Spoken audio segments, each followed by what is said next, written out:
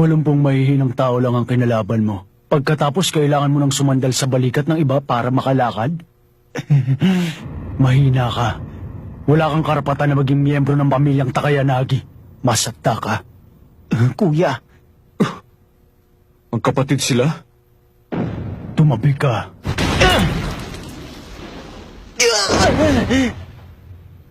Kagurasa ka? Okay. Sigurado ka bang payag ka ng puruan ko siya? Bahala ka.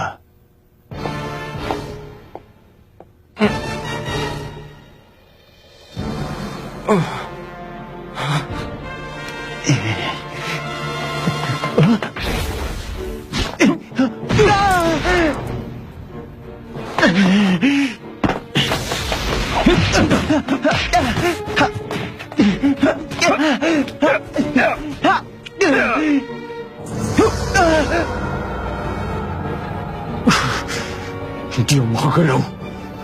Hindi ko magalaw ang mga kamay at hita ko.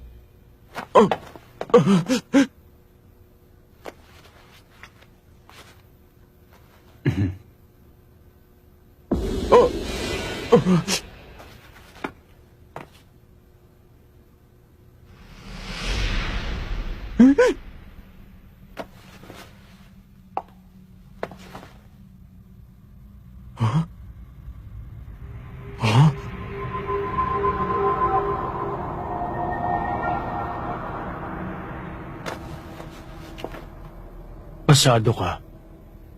Bob Makihara. Malakas nga ang potensyal mo. Pero naaawa ako sa'yo. Kung ako ang tatanungin, para kang isang espada. Pero ang kulang lang ay isang maghahasa sa'yo para tumalas ka. Mababaliwala ka lang. Sumama ka na lang sa'kin. Kulang ang kaalaman ni Natsume para pagalingin ka. Ako ang magsasanay sa'yo para maging isang matalas na espada ka. Wala akong naiintindihan sa mga sinasabi mo. Bakit? Sino ka ba? Ang pamilyang Takayanagi, nung panahon pa ng Sengoku Jidai, ay ang tanging pamilya na bihasa sa mga martial art ng Japan. Kung balak mong maging master ng kahit anong martial art, hindi mo pwedeng hindi pansinin ang pamilya ng Takayanagi. Wala pa rin akong maintindihan sa mga sinasabi mo. Saka wala rin akong pakialam dyan. Basta ang alam ko, gumagawa ng masama ang grupo mo. At dahil doon, hindi ko kayo mapapatawad. Kung kontento ka na dyan sa kasalukuyang lakas mo, hindi kita pipilitin.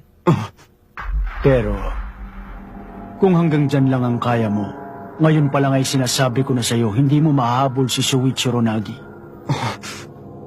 Uulitin ko.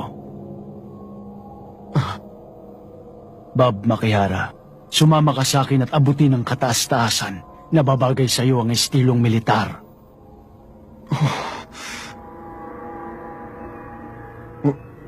Paano kung...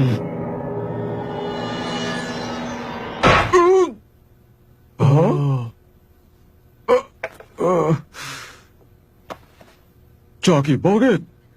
Bob, bakit pa takot na takot ka? Parang hindi ka lalaki ah. Hindi mo siya kailangan para lumakas. Si Aya, si Maya at Suichiro, lahat sila naniniwala sa iyo.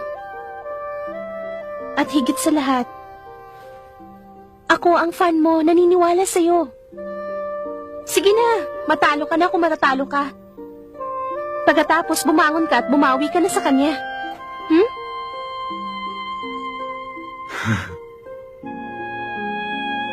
Oh?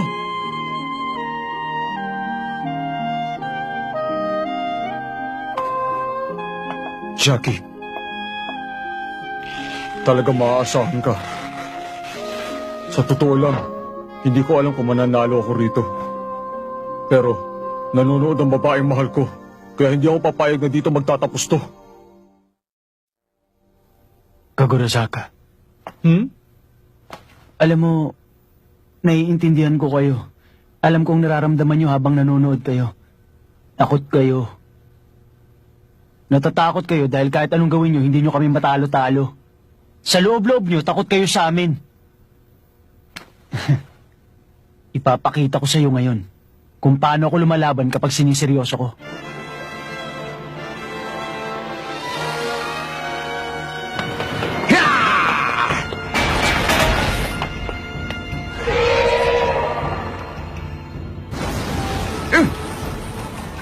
Bakit? Ano to? Ano to nararamdaman ko? Hiya!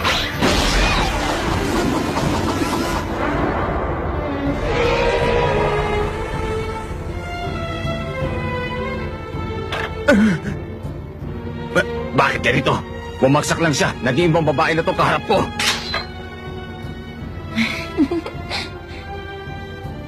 Ano nakakatawa? Labanan mo na ako!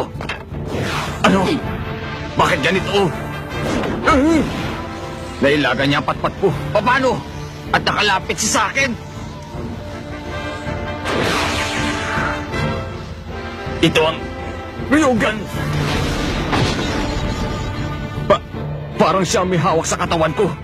At siya ang nagpapagalaw sa akin. Paano niya nagagawa yun?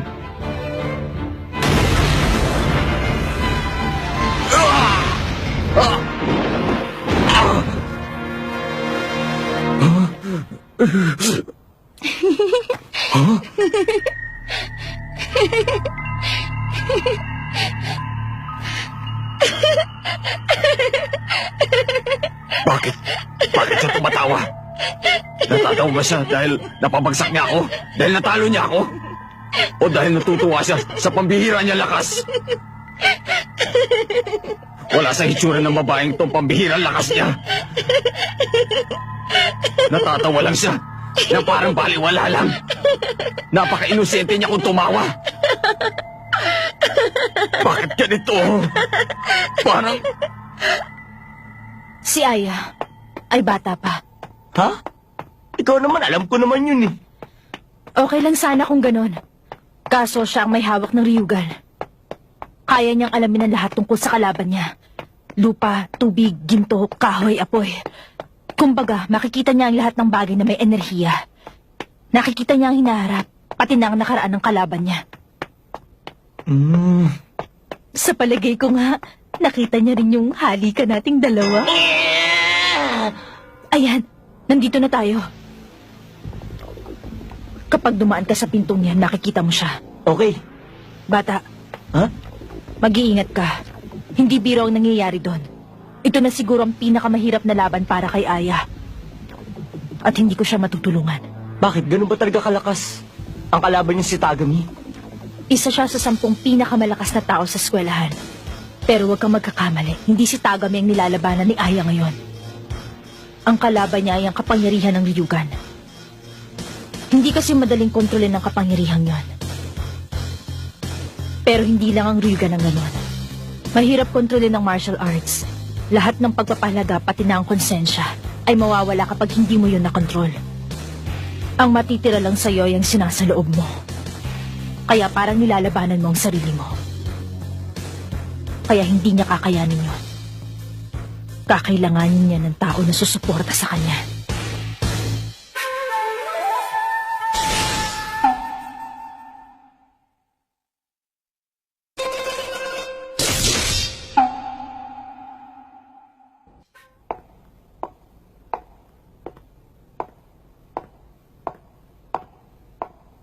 Bata, magsisilbi rin itong paghahanda para sa'yo.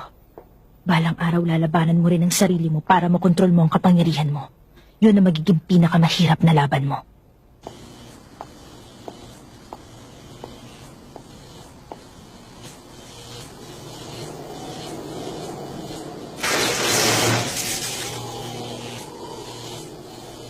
Soichiro? Ah? Natalo ko siya. Natalo ko ang berdugo.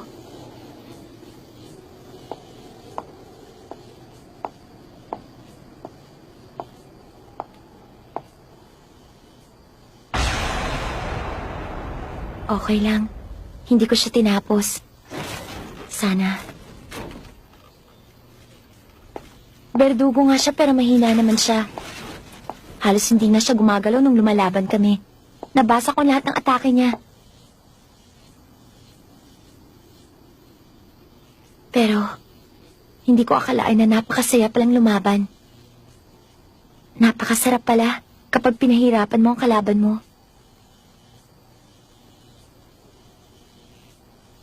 Kaya lang, hindi matahimik ang konsensya ko. Teka muna, Aya. Umiiyak ka ba? Oo. Sa totoo lang, naririnig ko siya.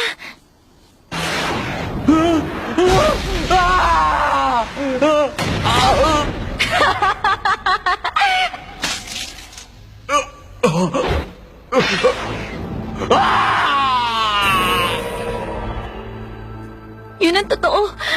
Narinig kong sigaw niya. Parang awa mo na. Parang awa mo na. Paulit-ulit. Pero hindi ko pa rin siya tinigilan. Basta hindi ako tumigil sa kaatake sa kanya. Hindi. Tinuloy ko pa rin kahit nananalo na ako sa laban. Basta, hindi ko siya tinigilan.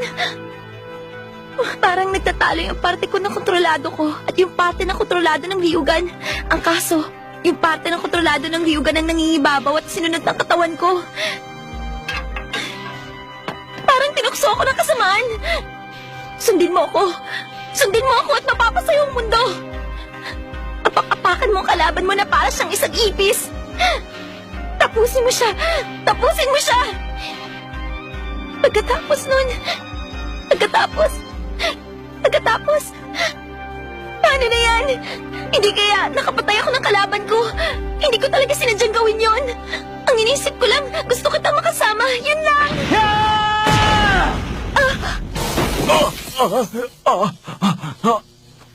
Ayan, buhay pa. Teka, Aya, tapatin mo nga ako. Ito ang unang laban mo, ano? Oo. Sige, Aya, bibigyan kita ng advice. Kasi marami na akong nakalaban ng mga tao eh. Basta habang lumalaban ka, importante na wala ka ibang iniisip, kundi manalo. Yun lang dapat ang iniisip mo. Pag di ko ginawa yon, matatalo ako. Hindi nung kalaban, kundi ng sarili ko. Tandaan mo kapag natakot ka, talo ka na. Kahit matalo mo pa ang kalaban mo. Ang natakot, ang talo. Kahit matalo ka, o may masama pa na mangyari sa'yo, basta hindi ka natatakot, panalo ka. Sa totoong laban, yan lang ang mahalaga. Aya, huwag mo kakalimutan yun Sa totoo lang, ikaw ang natalo ngayon. Sa susunod, panalo ka na. Tapos magsaya ka. Salamat, Soichiro. Kailangang matibay ang loob mo para malabanan mong sarili mo. Yun ang ibig niya sabihin. Ang kaso nagpaka-macho effect pa. Kung sa bagay, ganun nga siya. Extra ka na lang pala ngayon sa eksena. Ha? Natsumi? Huwag mong mamalitan na nagagawa ng stress. Kapag minaliit mo, baka pumangit ka. Ano bang kailangan mo? Anong ginagawa mo dito? Teka, wala akong kinalaman dito. Huwag mo sa akin ilabas yung galit mo. Parang hindi mo pa ako kilala. Matagal na akong patay na patay sa'yo. Kapag alam ko magpapakita ka sa isang lugar, sigurado pupunta din ako doon. Alam mo yun, di ba? Kapag hindi ka tumigil, makakatikim ka sa akin. Hindi uubra sa akin ang pambobola mo. Sa ibang babae siguro, pero hindi sa akin. Bunshi Tawara, kung talagang wala kang pakialam sa away ng club ko at ng enforcement team, anong ginagawa mo dito? Nandito ka ba dahil hinahanap mo kami?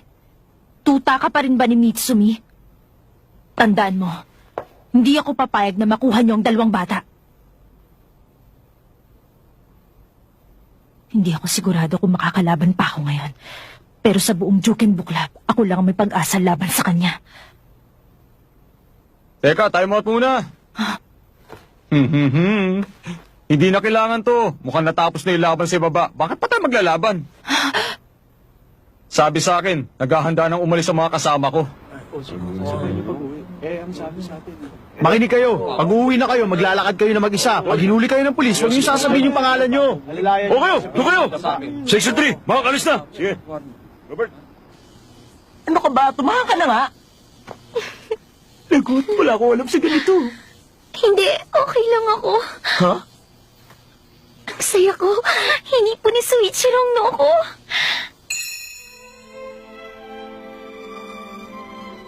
Naramdaman ko ang kamay ni Suichiro sa balat ko at ginawa niya yun ng kusa. Pasensya ka na sa akin, Suichiro. Hindi ako naiiyak. Okay na ako.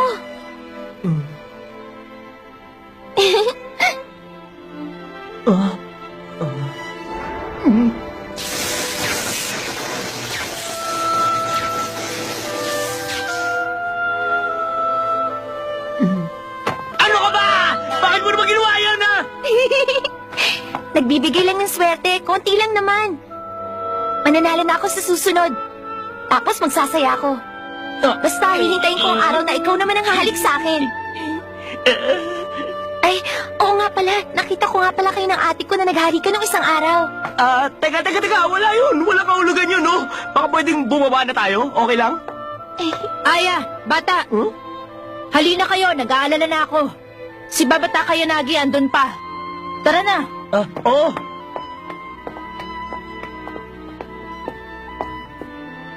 Hindi ako magpapatalo sa'yo, ate.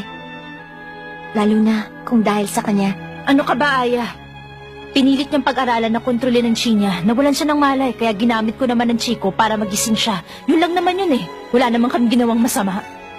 Masyado mong binibigyan ng kahulugan. Hindi. Nagkakamali ka. Ikaw ang hindi nakakaintindi sa nangyari. Huh? Lagi ka naman ganyan, ate. Kung umate ka, akala mo alam mo ng lahat. Pero parang hindi mo kilalang sarili mo. Kaya ako ang magsasabi sa'yo ngayon. Hindi ako papayag na makoma sa akin si Suichiro. Teka, Suichiro! Hintayin mo naman ako!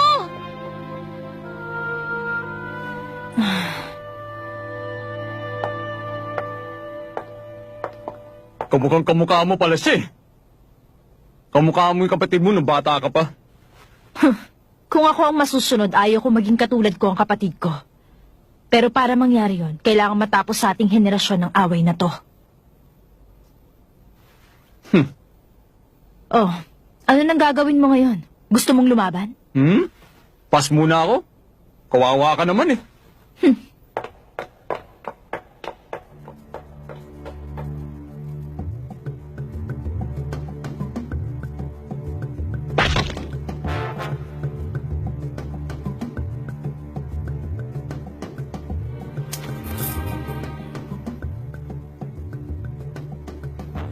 Kagurazaka. Bumaba ka na. Paandarin mo ng motorsiklo ko para uminit ng motor.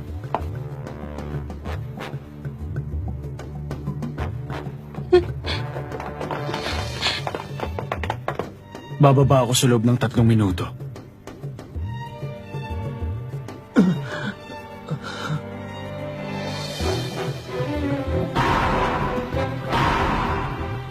Soichiro! Makihara! Kuya Takayanagi! Lagot ka!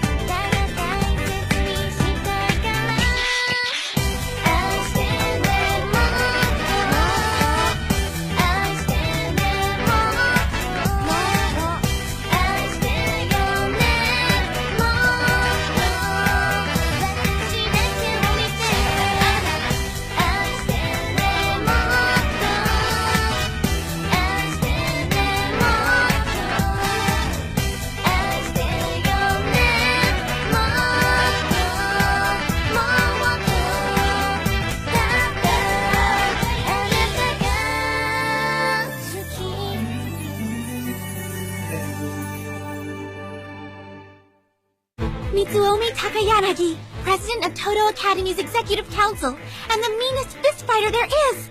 And he's attacking my Soichiro-sama! Next episode of Tenjo Tenge, Enforcement. I can't hold it anymore!